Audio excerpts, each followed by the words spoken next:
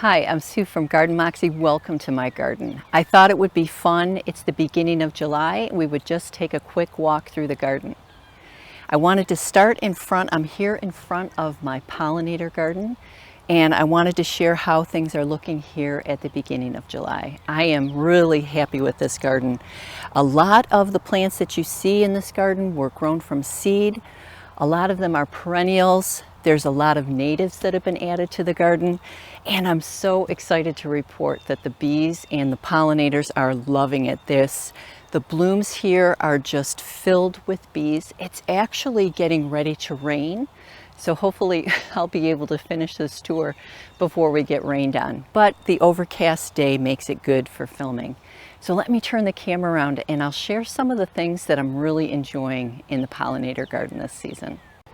All right, so let me just do a quick pan so we can kind of get an idea of how big the garden is. And then what I'll do is I'll start on the left side and just kind of take you through what plants are growing, how we're doing as far as keeping things deer resistant and bunny resistant, and which plants I'm really loving. The first thing I'm excited about is that these globe amaranths are just starting to get buds on them. These were grown from seed, and I got these seeds from my friend Steph, who has a wonderful YouTube channel, Hooked and Rooted. I'm going to leave a link to her channel in the description below, but Steph is so kind and she shared some seeds with me from her globe amaranth, and these are the plants that you see here. I'm happy to report that the deer have been leaving these alone for the most part, so that is good news. The second plant here is this Kiss Me Over the Garden Gate. That's this pink flowering plant here. The thing about this plant is it does attract Japanese beetles. I've been collecting them in the morning and in the evening. It's not too terribly bad this season, but that's something to keep in mind if you have problems with Japanese beetles in your garden. The other thing is I had to put a fence up because the deer are eating the Japanese maple. I don't really like the way that looks, but you know, sometimes you got to do these things. And then on this side we have some lower growing marigolds, and we've got the Yarrow Coronation Gold that is filling in great. I divided the plants up from last season again, so now I've got 3 total clumps of it, and everything is just looking nice, and I'm loving this Love in the Mist. This is all self-seeded from last season, this blue flowering Love in the Mist, and these just look wonderful. Now the bunnies and the deer have been nibbling on this. I mean, you can see here that there's some that have been eaten, but for the most part, it looks great.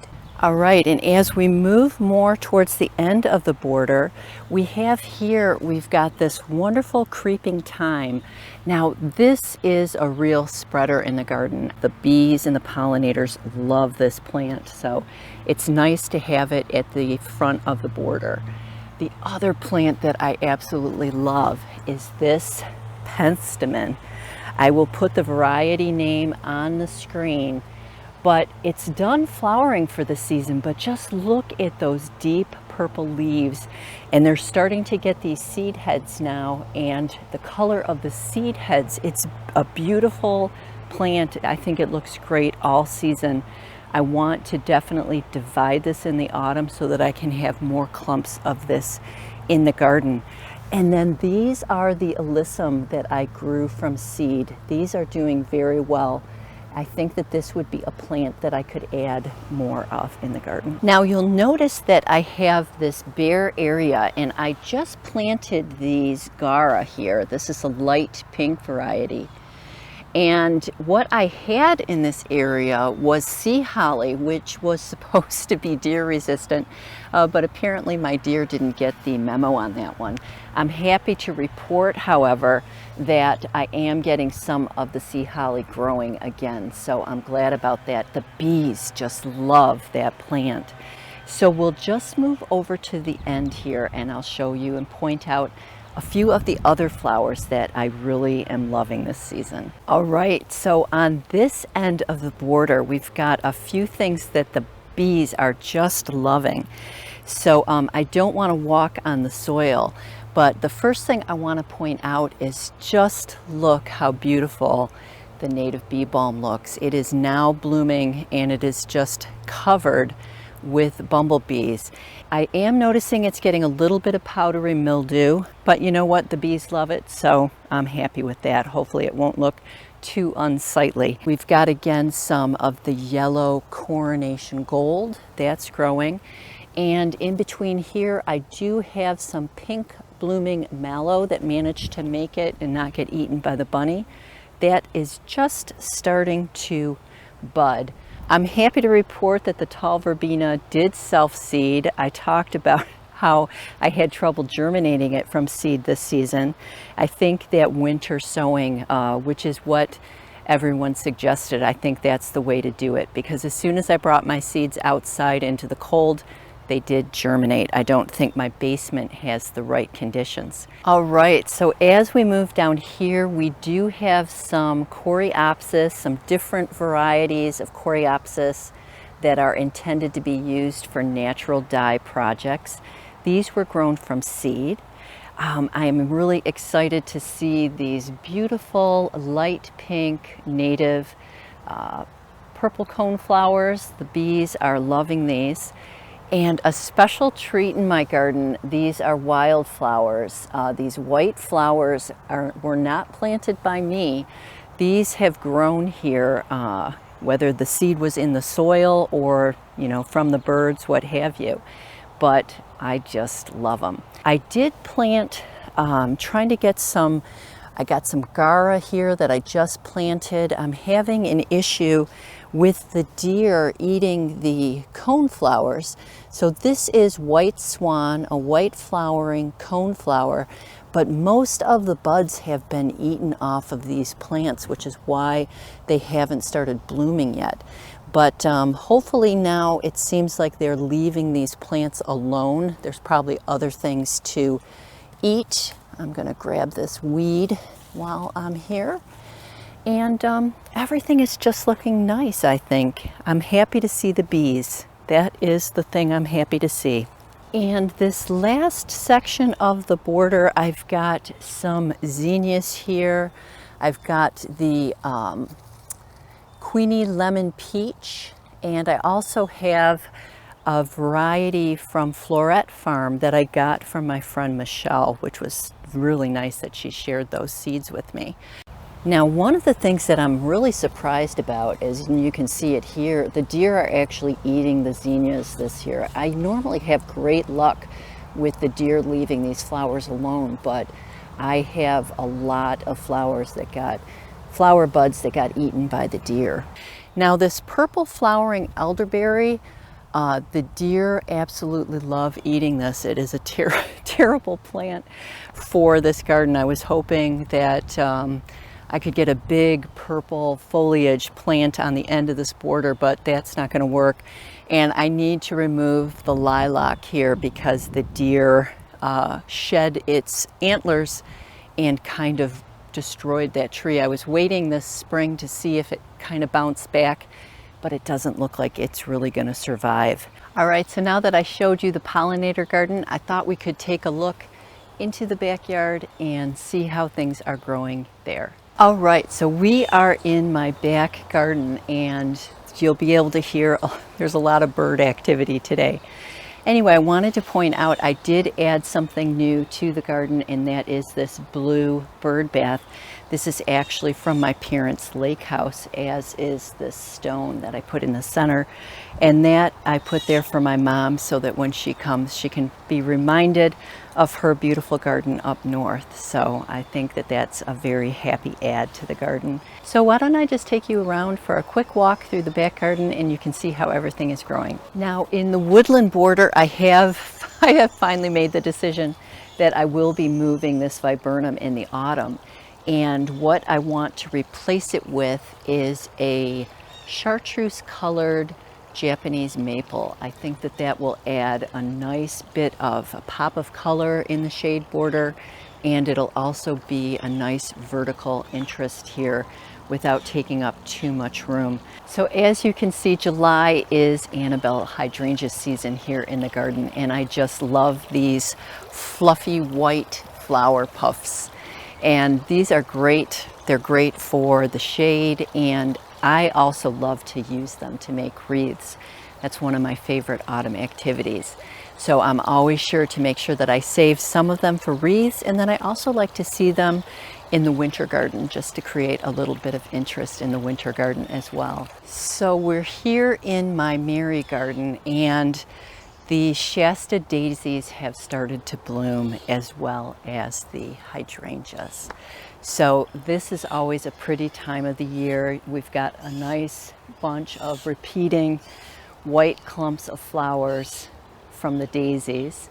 I did trim up the tricolored willows to try to keep those in more of a smaller shape.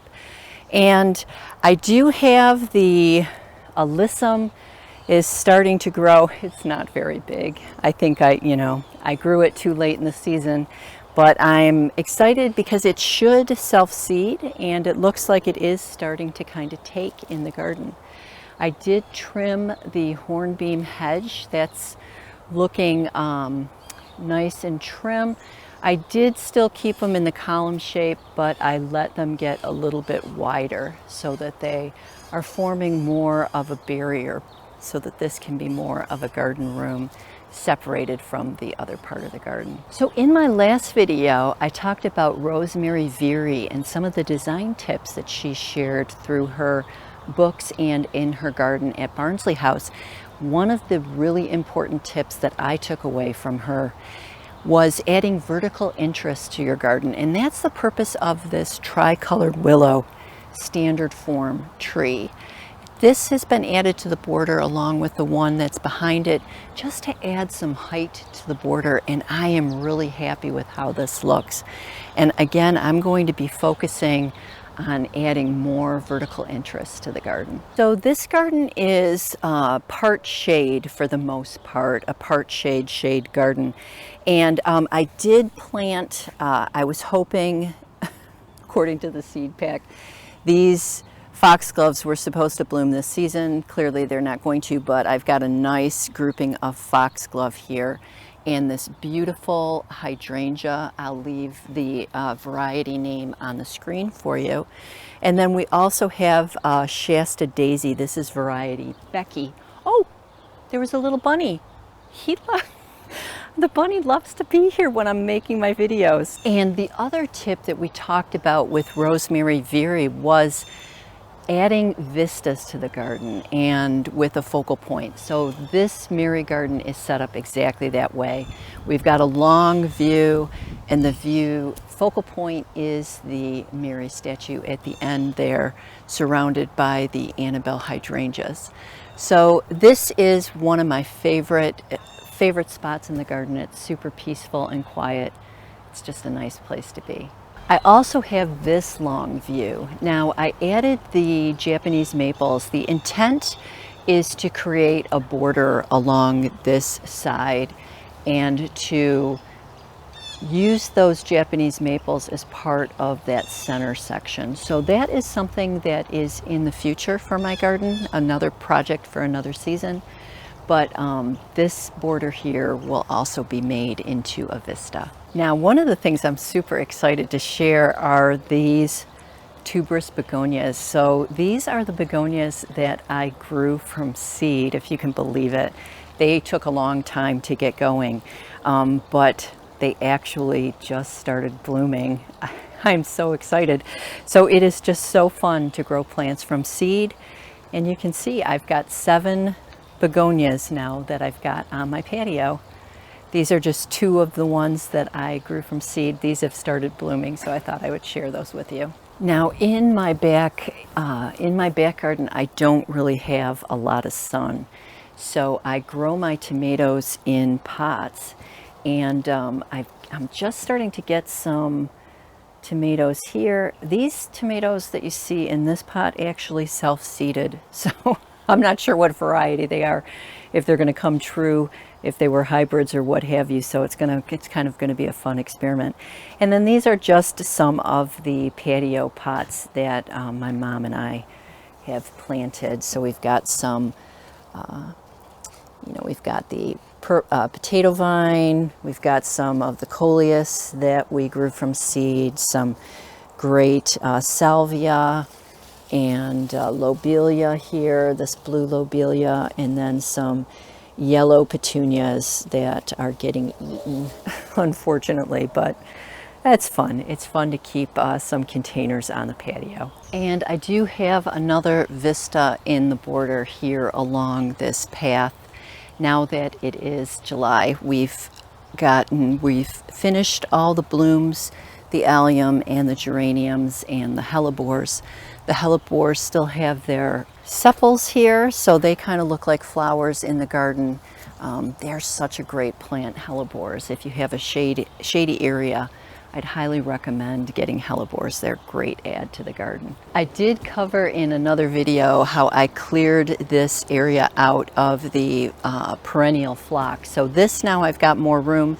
I've started planting up some different lower growing flowers in here. You can see the drumstick alliums here are blooming, and the astilbe is blooming. It's almost it's starting to fade a little bit now. And then I also have some bright pink rose campion that's blooming in this area. My plan is to remove, I'll do this in the autumn because these are getting ready to bloom now, but this again, I've got the same issue with this border where I just have this perennial phlox has overtaken this border. So July in the garden is really about the hydrangeas and just the green of the boxwood, and I love to listen to the sound of the water in the fountain. So thanks so much for being here today to just go on a quick tour of the garden. That's it for this video, and I'll see you in the next one. Anywhere, feel like